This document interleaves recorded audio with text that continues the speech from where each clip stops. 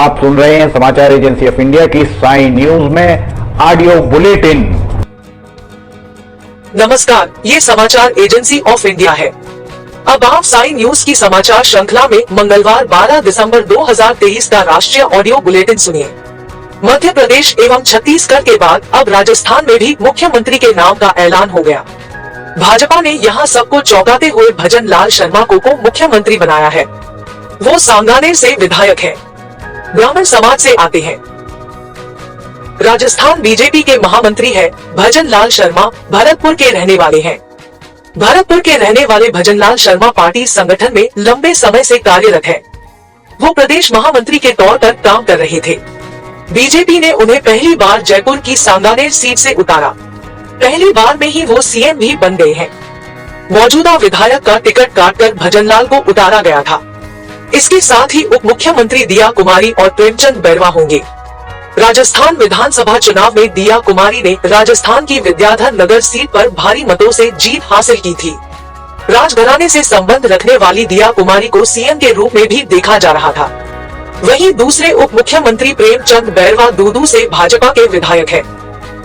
दलित परिवार में जन्मे डॉक्टर प्रेमचंद बैरवा ने अखिल भारतीय विद्यार्थी परिषद के साथ राजनीतिक जीवन की शुरुआत 1995 से की थी। उन्होंने दूदू ब्लॉक संगठन में कार्य किया था। वर्ष 2000 में दूदू के वार्ड 15 से जिला परिषद सदस्य के तौर पर उन्होंने जीत दर्ज कर राजनीतिक करियर की शुरुआत की थी। वह 2008 में जयपुर ग्रामीण दूदू भाजपा मंडल महामंत्री थे। साल 2013 में विधायक के लिए भाजपा ने दूदू एससी वर्ग की आरक्षित सीट पर उन्हें टिकट दिया। इसके बाद 2023 में उन्होंने दूदू विधानसभा सीट से जीत हासिल की। अमेरिकी राष्ट्रपति जो बाइडेन गणतंत्र दिवस के मौके पर भारत नहीं आएंगे। उन्हें भारत सरकार की ओर से इसका आमंत्रण मिला था, लेकिन अब तक जो बाइडेन के आने के प्लान की जानकारी नहीं मिली है। उक्ताशय की जानकारी प्रधानमंत्री कार्यालय के उच्च पदस्थ सूत्रों ने समाचार एजेंसी ऑफ इंडिया को देते हुए बताया कि G20 समिट के दौरान ही पीएम नरेंद्र मोदी ने जो बाइडेन को द्विपक्षीय वार्ता में 26 जनवरी को भारत आने का न्योता दिया था। 26 जनवरी के आसपास ही भारत में क्वाड समिट का आयोजन भी होना है। सूत्रों का कहना है कि अब क्वाड समिट का आयोजन 2024 में ही बाद में होगा। अमित शाह द्वारा कश्मीर पर गलतियों के लिए देश के पहले प्रधानमंत्री जवाहरलाल नेहरू को दोषी ठहराए जाने के एक दिन बाद कांग्रेस सांसद राहुल गांधी ने कहा कि गृह मंत्री को इतिहास को फिर से लिखने की आदत है। दरअसल गृह मंत्री अमित शाह ने सोमवार को राज्यसभा में जम्मू कश्मीर आरक्षण संशोधन विधेयक और जम्मू कश्मीर पुनर्गठन संशोधन विधेयक पर हुई चर्चा का जवाब देते हुए आरोप लगाया था कि जम्मू कश्मीर को प्रथम प्रधानमंत्री जवाहरलाल नेहरू की गलतियों के कारण नुकसान उठाना पड़ा। इस क्रम में शाह ने असामयिक संघर्ष विराम और कश्मीर मुद्दे को संयुक्त राष्ट्र में ले जाने जैसे फैसलों को गिनाया। कांग्रेस के नेतृत्व में विपक्षी दलों के सदस्यों ने गृह मंत्री के जवाब के दौरान सदन से बहिर्गमन किया। अमित शाह द्वारा कश्मीर पर गलतियों के लिए देश के पहले प्रधानमंत्री जवाहरलाल नेहरू को दोषी ठहराए जाने के एक दिन बाद कांग्रेस सांसद राहुल गांधी ने कहा कि गृह मंत्री को इतिहास को फिर से लिखने की आदत है। देश के सभी आधार कार्ड धारकों को मंगलवार के दिन बड़ी खुशखबरी मिली है। विशिष्ट पहचान प्राधिकरण ने फ्री में आधार को अपडेट करने की डेडलाइन एक बार फिर से बढ़ा दी है। आधार को फ्री में अपडेट करने की डेडलाइन 14 दिसंबर को समाप्त हो रही थी। आधार प्राधिकरण UIDAI ने एक आधिकारिक अपडेट में डेडलाइन को बढ़ाने की जानकारी दी। प्राधिकरण ने बताया कि नागरिकों से मिल रही सकारात्मक प्रतिक्रियाओं को देखते हुए आधार अपडेशन की डेडलाइन को बढ़ाने का निर्णय लिया गया है। अब माई आधार पोर्टल के जरिए बिना कोई शुल्क दिए 14 मार्च 2024 तक आधार को अपडेट किया जा सकेगा। प्राधिकरण ने कहा कि डेडलाइन को 15 दिसंबर 2023 से अगले 3 महीने यानी 14 मार्च 2024 तक के लिए बढ़ाने का निर्णय लिया गया है।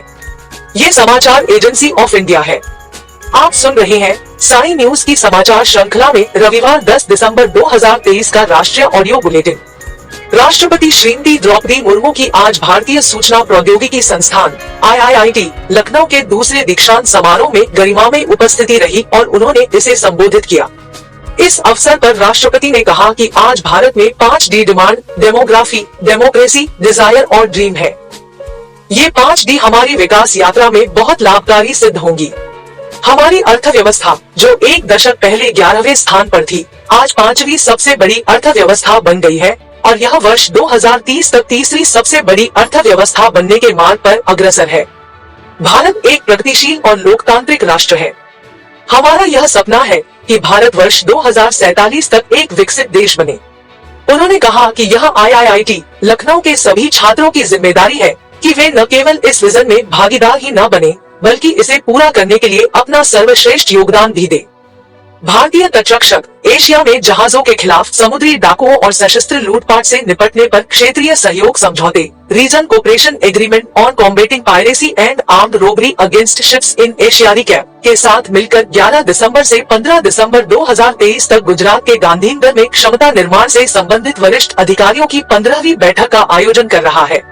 बैठक का उद्देश्य एशिया में समुद्री डाकुओं और जहाजों के खिलाफ सशस्त्र लूटपाट की अद्यतन स्थिति को समझना, एक दूसरे के अनुभवों का आदान प्रदान करना और सभी अनुबंधित पक्षों के सहयोगात्मक दृष्टिकोण के साथ ऐसी घटनाओं से निपटने के लिए उत्कृष्ट व्यवहारों को विकसित करना है। रिकैप के लिए नामित भारतीय गवर्नर होने के नाते महानिदेशक राकेश पाल ने 4 दिवसीय बैठक का उद्घाटन किया था, जिसमें अंतर्राष्ट्रीय और राष्ट्रीय विषय विशेषज्ञ और वक्ता भाग ले रहे हैं। बैठक में 15 देशों के कुल 19 अंतर्राष्ट्रीय प्रतिनिधि भाग ले रहे हैं। इसके अलावा भारतीय नौसेना, प्रमुख बंदरगाहों, राज्य समुद्री बोर्ड, नौवहन महानिदेशालय सहित अन्य समुद्री संगठनों जैसे राष्ट्रीय हितधारकों के वरिष्ठ अधिकारी इस बैठक में भाग ले रहे हैं। प्रधानमंत्री नरेंद्र मोदी ने कहा है कि अनुच्छेद 370 और 35A पर सर्वोच्च न्यायालय के निर्णय ने संवैधानिक एकता को बढ़ावा दिया है। उन्होंने इस बात पर भी जोर दिया कि सर्वोच्च न्यायालय के निर्णय ने एक भारत श्रेष्ठ भारत की भावना को मजबूत किया है। अपने ब्लॉग पर लेख में प्रधानमंत्री ने कहा कि अपने ऐतिहासिक फैसले में सर्वोच्च न्यायालय ने भारत की संप्रभुता और अखंडता को बरकरार रखा है। यह ऐसी भावना है जिसे प्रत्येक भारतीय ने सदैव संजोया है। जम्मू कश्मीर और लद्दाख की खूबसूरती का उल्लेख करते हुए प्रधानमंत्री ने कहा कि इन क्षेत्रों की शांत वादियां, बर्फ से ढके पहाड़, पीढ़ियों से कवियों, कलाकारों और हर भारतीय के दिल को मंत्रमुग्ध करते रहे हैं।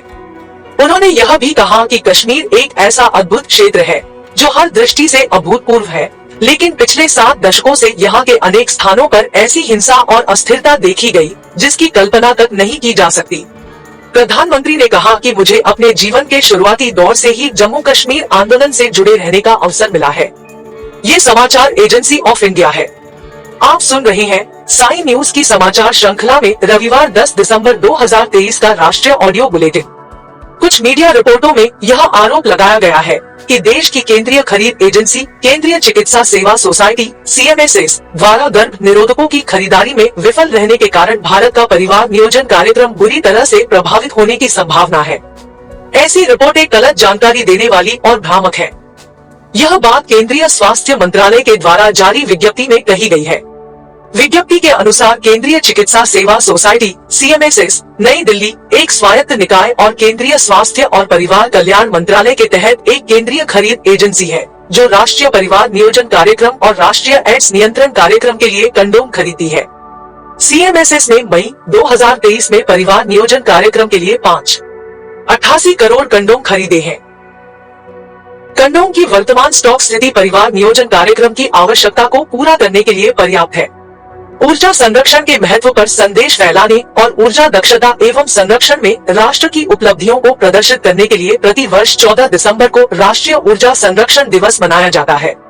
राष्ट्रपति श्रीमती द्रौपदी मुर्मू 14 दिसंबर 2023 को नई दिल्ली के विज्ञान भवन में आयोजित होने वाले राष्ट्रीय ऊर्जा संरक्षण दिवस 2023 समारोह में भाग लेंगी।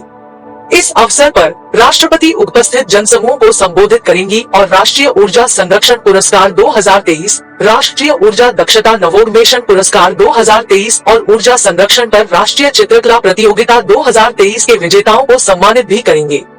तेलंगाना में विधानसभा अध्यक्ष का चुनाव बृहस्पतिवार 14 दिसंबर को होगा। इसके लिए अधिसूचना जारी कर दी गई है। विधानसभा अध्यक्ष के चुनाव के लिए नामांकन कल सुबह 10:30 से शाम 5 बजे तक किए जा सकेंगे। प्रत्याशी अपने नामांकन पत्र राज्य विधानसभा के सचिव के पास अपने प्रस्तावक के माध्यम से जमा कर सकते हैं। कोई भी सदस्य अपना नाम स्वयं प्रस्तावित नहीं कर सकता और एक से अधिक नामों का प्रस्ताव भी नहीं रख सकता। नामांकन पत्र में प्रत्याशी का नाम होगा और उस पर प्रस्तावक के हस्ताक्षर होंगे। आप सुन रहे थे समाचार एजेंसी ऑफ इंडिया की साई न्यूज की समाचार श्रृंखला में मंगलवार 12 दिसंबर 2023 का राष्ट्रीय ऑडियो बुलेटिन। बुधवार 13 दिसंबर 2023 को एक बार फिर हम ऑडियो बुलेटिन लेकर हाजिर होंगे। इसके साथ ही साई न्यूज में ज्वलंत विषयों पर लिमती की लालटेन रोजाना सुबह 7 बजे देखना न भूलें। यदि आपको ये ऑडियो बुलेटिन पसंद आ रहे हो तो आप इन्हें लाइक, शेयर और सब्सक्राइब जरूर करें। अभी आपसे अनुमति लेते हैं। जय हिंद।